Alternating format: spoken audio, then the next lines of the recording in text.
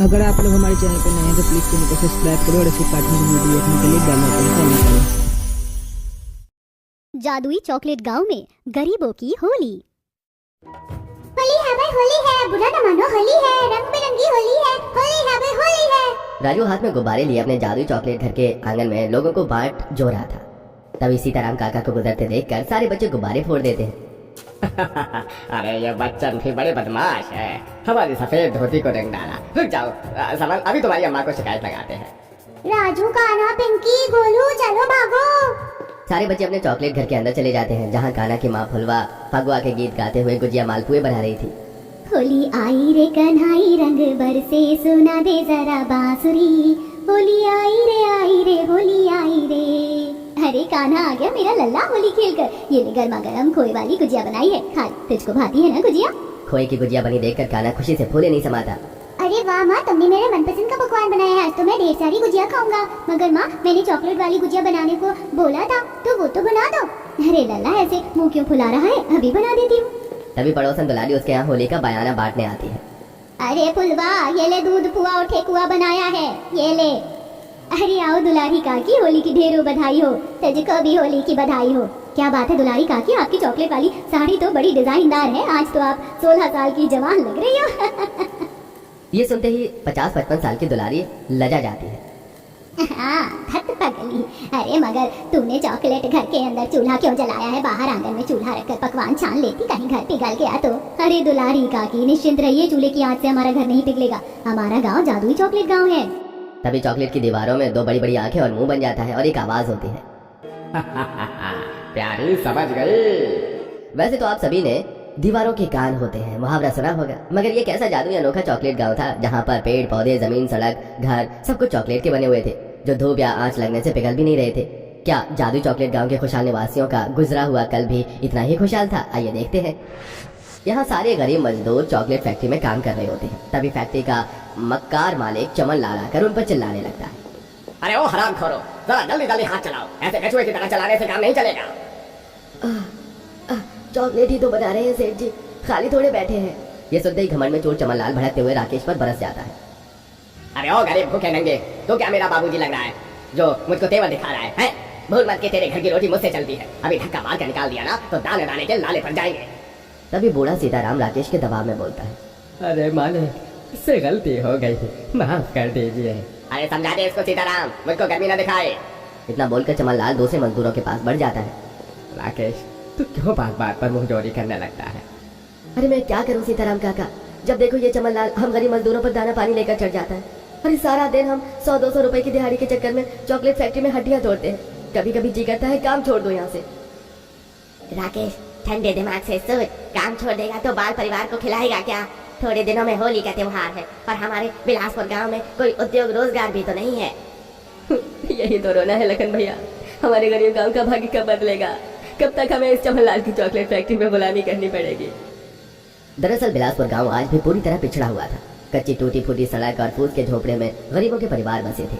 ऐसे में चमन लाल, जो कि बहुत ही कंजूस सेठ था, कुछ साल पहले अपने गांव में चॉकलेट की फैक्ट्री डाली और अपने फायदे के लिए गरीब मजदूरों को रोजगार दिया ताकि उनका शोषण कर सके। 100-200 रुपए की दिहाड़ी में गरीब आदमी अपना परिवार चलाते थे। शाम को दिहाड़ी लेकर सब अपने अपने घर आने लगते हैं। बाजार में होली की चहल पहल छाई हुई थी, रंग गुलाल बिक रहे थे। माँ, पिताजी आ गए। पिताजी, आप हमारे खातिर रंग गुलाल पिचकारी लाए हैं ना?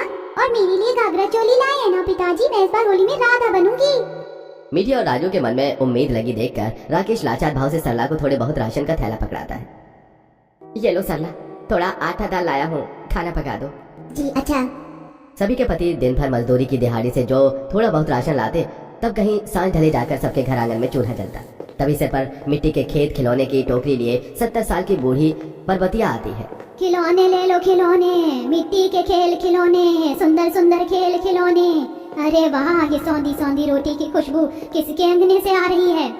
तभी सरला अपने आंगन से कहती है। हाँ जाओ पर्वतिया अम्मा, आपकी भी रोटी पकाई है, मैंने खा कर जाना। हाँ दादी, आओ ना, मैं थाली में खा लो। अच्छा तो 2 रोटी डाल दे सरला, खा लूंगी, नहीं तो मुझ बुढ़िया को आप ही अपनी रोटी पकानी पड़ती है।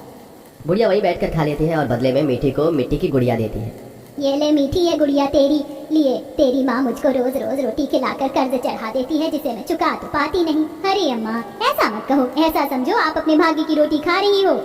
घनघोर गरीबी में गुजर बसर करने के बावजूद भी बिलासपुर गांव के लोग दयावंत, कृपालु, दयालु थे। वहीं गांव के बच्चे पर्वतिया से लगाव रखते थे और दादी अम्मा कहते थे। वहीं रोज कोई न कोई अपने घर से उसे खाना खिला ही देता था।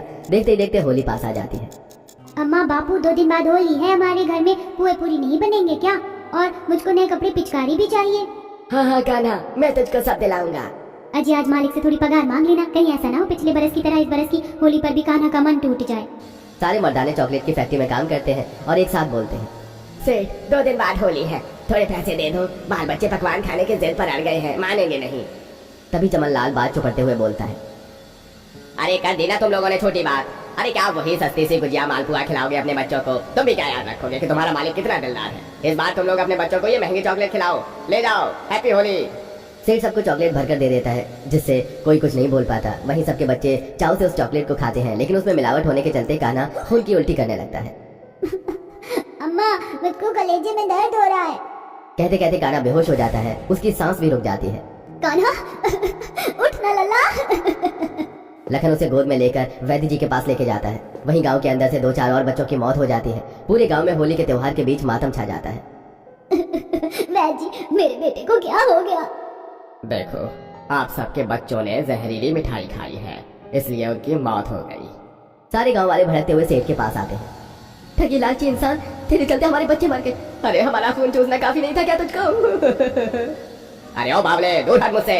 अरे ओ रघु कालू, बजा तो जरा इन ससुर के नातियों पर लाठी। चमनलाल के गुंडे उन सबको मार मार कर अधमरा कर देते हैं और घर भी तोड़ डालते हैं। तभी वहाँ बुढ़िया पूरे गांव का उजड़ा हुआ देखती है। सब खत्म हो गया अम्मा, अब मेरा जीने का कोई आधार नहीं, मेरा कान्हा मर गया। फुलवा धीरज रख, सब ठीक हो जाएगा। ऐसा कहते ही बुढ़िया जैसे ही बच्चे पर हाथ रखती है तो मुर्दा कान्हा जी उठता है। ये चमत्कार देखकर सब हैरान हो जाते हैं। तभी बुढ़िया देवी का रूप धारण कर लेती है। मुझसे भयभीत ना हो, आज के बाद इस गांव में कोई शोक नहीं होगा, बल्कि आनंद, हर्ष और खुशी होगी। मैं इस गांव को वरदान देती हूँ कि ये गांव जादुई चॉकलेट का गांव बन जाएगा। इतना कहते ही उस देवी के दाहिने हाथ से एक सुनहरी रोशनी निकलती है और देखते देखते पूरा गरीब गांव जादुई चॉकलेट का गांव बन जाता है, जिसमें चमचमाती सुंदर चॉकलेट के विशाल घर, पेड़, जिस पर फल की जगह चॉकलेट उगे हुए होते हैं, चॉकलेट की सड़कें बन जाती हैं, जो अपने आप में बहुत ही खूबसूरत अनोखा गांव था। और आसमान के झरोके से पकवानों की बरसात होने लगती है। हे भगवान, ये कैसा चमत्कार है! जादुई चॉकलेट का गांव हो, देखो सब लोग आसमानों से पकवान बरस रहे हैं। मेरी तरफ से ये जादुई चॉकलेट का गांव यहाँ के निवासियों के लिए होली का भेंट है। फूलो फलो और बस जाओ। ऐसा वरदान देकर देवी गायब हो जाती है। 2 दिन बाद जादुई चॉकलेट गांव में रंगों भरी होली आती है। सब अपने अपने घरों में पकवान बनाते हैं, एक दूसरे को रंग गुलाल लगाते हैं और खुशी खुशी होली का त्योहार मनाते हैं।